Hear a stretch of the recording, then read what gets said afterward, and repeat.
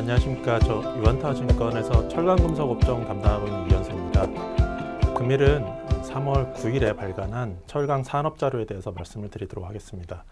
철강 산업이 여러 가지 이제 품목들이 있는데 오늘 말씀드릴 품목은 철근이라고 하는 품목에 대해서 좀 말씀을 드리고요.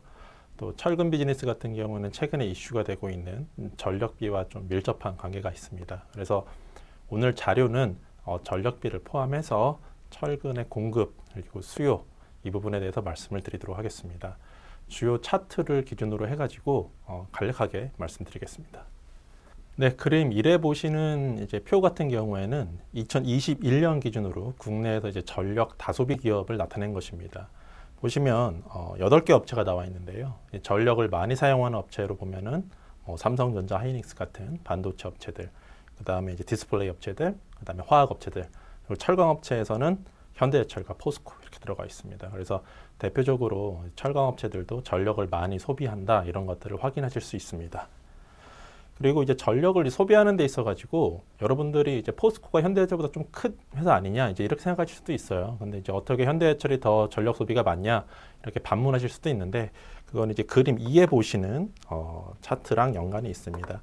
그림 2에 보시면은 이제 포스코랑 현대해철의 이제 제품별 판매 비중입니다. 왼쪽에 보시는 이제 포스코 같은 경우에는 크게 뭐 열연 등 탄소광으로 이제 나눌 수 있고, 그다음에 이제 스테인리스 제품으로 나눌 수 있습니다. 탄소광으로 대표되는 이제 열연으로 대표되는 탄소광 같은 경우에는 이제 고로에서 생산을 합니다. 근데 이제 스테인리스 같은 경우는 이제 전기로에서 생산을 하고요. 참고로 이제 고로라고 하는 설비 같은 경우에는 생산 과정에서 가스가 나옵니다. 이 가스를 포스코에서는 자체 발전소를 통해 가지고 다시 활용을 하고 있습니다. 그러다 보니까 외부에서 사오는 전력비는 현대해철보다 적다라는 걸 알 수 있습니다. 그럼 왜 현대해철보다 적냐? 현대해철 같은 경우에는 방금 전에 말씀드린 고로랑 전기로 비중이 약 6대 4 정도 됩니다.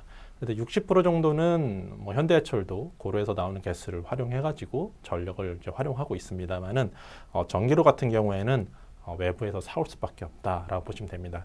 그렇기 때문에 그림 1에서 보시는 것처럼 포스코가 생산량이 더 많음에도 불구하고 철강제 기준으로 현대해철보다 전력비가 더 많이 든다. 이제 그렇게 보시면 될 것 같습니다.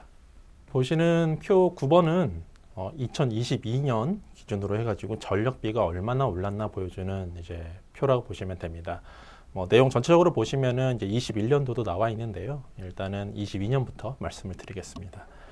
기준은 제가 이제 하단에 써놨지만은 전력비가 여러 가지가 있습니다만은 하단에 산업용 전력을 고압 C 선택 3를 기준으로 이제 말씀을 이제 드리고자 합니다.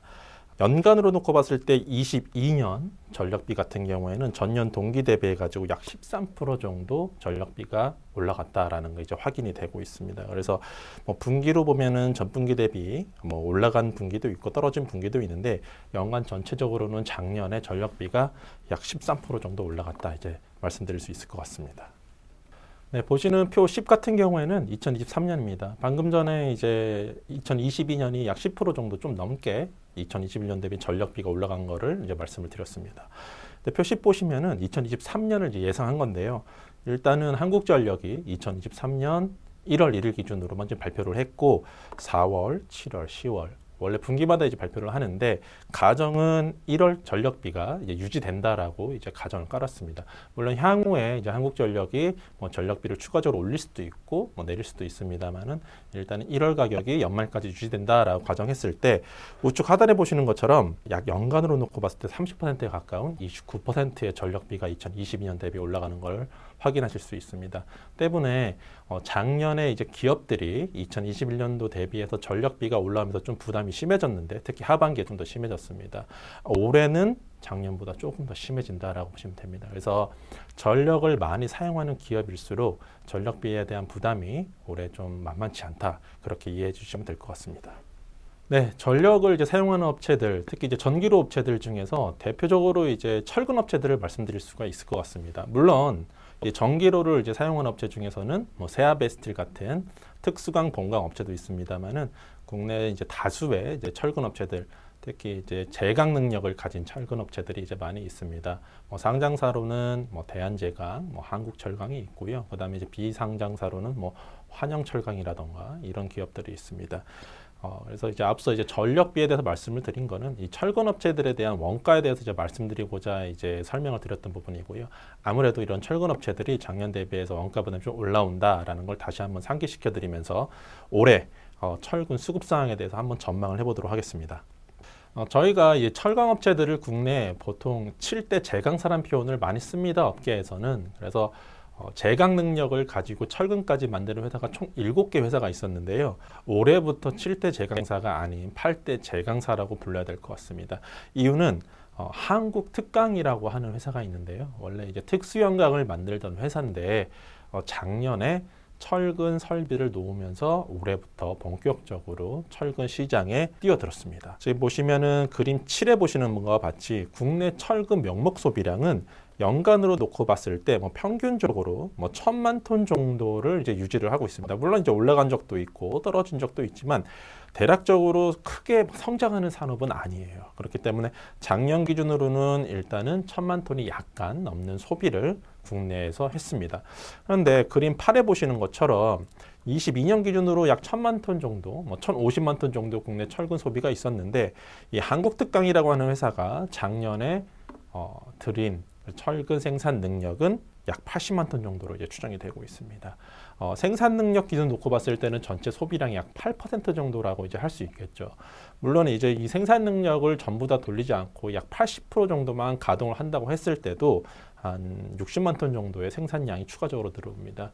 그렇기 때문에 이제 1,000만 톤 기준으로는 약 6% 정도의 추가 생산 물량이 늘 수 있다.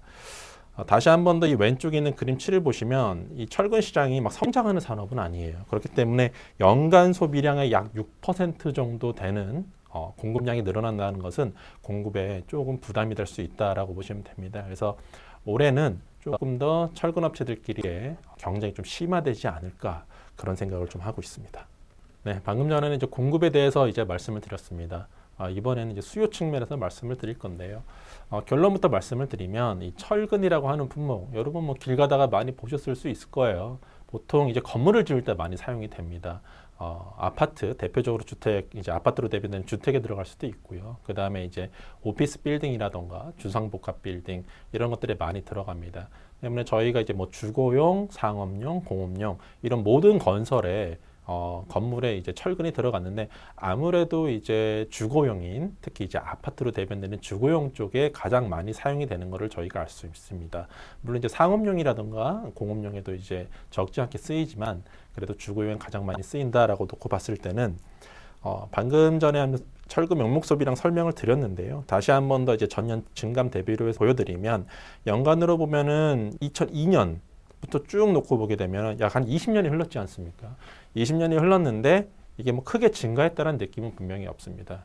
그러니까 소비 자체는 연도마다 조금씩 다를 수 있겠지만은 크게 증가하는 시장은 아니다. 근데 작년 한 해만 놓고 봤을 때는 전년 대비해서 7% 정도 감소한 것을 확인이 가능합니다.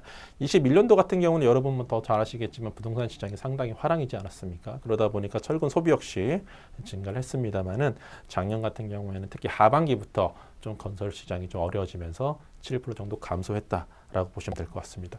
그러면 2023년은 소비가 어떨 거냐라고 한번 전망을 해보겠습니다. 네, 자료를 보시면 좀 더 많은 차트를 이제 확인하실 수 있는데요. 이 차트 하나 설명드리면 될 것 같습니다. 그림 12번 국내 철근 명목 소비량이랑 아파트 분양 세대수를 이제 그린 겁니다. 앞서 말씀드린 대로 이 철근 같은 경우에는 상업용, 공업용에도 쓰입니다. 이 2000년대 초반, 초중반이죠. 이때만 하더라도 분양 세대수랑 소비가 차트가 잘 안 맞는다라고 생각하실 수도 있어요. 이때는 상업용 오피스들이 좀 많이 들어왔습니다. 그러다 보니까 주택 시장이 조금 안 좋았음에도 불구하고 철근 소비가 상당히 좋았다라는 게 확인이 가능하고요. 2010년 이후에는 상당히 차트가 유사한 방향으로 흘러가고 있습니다. 이 아파트 분양 세대 수는 차트를 어떻게 그린 거냐면은 최근 2년이죠. 예를 들면 이런 겁니다. 2022년 같은 경우에는 21년도와 22년도에 분양된 아파트 세대수의 평균을 가지고 1년 후행을 시켰습니다. 우리나라 같은 경우에는 일단은 분양을 하고 나서 공사에 이제 동시에 들어가는 데도 있고 조금 후에 들어가는 데도 있고 하지 않습니까? 그러다 보니까 선분양 제도입니다. 그러니까 분양하고 나서 철근의 소비가 좀 후행해서 발생을 합니다. 그래서 한 1년 정도 후행을 해서 차트를 그려보니까 상당히 유사하다라고 이제 나타나고 있습니다. 이 경우에 올해 같은 경우에는 이 차트가 옅은 파란색이죠. 분양 세대수 같은 경우에는 거의 플랫하게 나타납니다. 그러면 철근 소비 역시도 작년과 거의 유사하지 않을까 이제 그렇게 추정을 하고 있습니다. 물론 가정은 이렇습니다. 분양을 한 그런 주택들이 정상적으로 착공에 들어가고 공사가 진행된다라는 가정이 깔려 있습니다. 그런데 이제 만약에 분양을 하고 나서 제대로 착공이 이루어지지 않는다라고 했을 때는 이런 철근 소비가 생각보다 더뎌질 수도 있다는 점을 인지하시면 될 것 같습니다. 그래서 소비 자체는 작년 대비 올해에 매우 긍정적으로 보기는 좀 어렵지 않나 이제 그런 생각을 하고 있습니다. 그래서 오늘은 이렇게 세 가지 정도로 이제 나눠서 말씀을 드렸습니다. 첫 번째는 철근 업체를 비롯해서 전기로 업체들의 원가 중에서 특히 고정비, 변동비 중에서 제일 큰 거는 재료비예요. 그건 이제 철 스크랩이고요. 고정비에서 가장 많은 비중을 차지하는 게 전력비입니다. 그래서 전력비가 올해 작년 대비 얼마나 올라가는가 이걸 한번 살펴봤고, 철근 시장에서의 공급은 작년 대비 한 6% 정도 늘어날 수 있다. 생산 능력 기준으로는 한 8% 정도 이제 그렇게 말씀을 드리고, 수요 자체는 좀 늘어나기가 어렵지 않느냐라는 생각을 하고 있습니다. 그러다 보니까 이런 철근 업체들을 바라보는 시각이 현 시점에서는 긍정적이기보다는 조금 보수적으로 접근하는 게 맞지 않느냐 이런 말씀을 이제 드리고자 합니다. 물론 이제 주택 시장이 정부에서 이제 작년 이후에 계속 이제 부양책을 내놓고 있어서 올해 한 해 어떻게 흘러갈지 좀 지켜봐야겠습니다만은 현재 시점에서는 철근의 소비가 크게 증가할 가능성은 좀 낮다. 이제 그렇게 말씀드릴 수 있을 것 같습니다. 지난 3월 9일에 발표한 그 산업자료에 대해서 좀 말씀을 드렸고요. 종목은 따로 이제 보고서를 작성했기 때문에 개별 종목에 대해서는 한번 찾아보시고 참고를 부탁드리도록 하겠습니다. 감사합니다.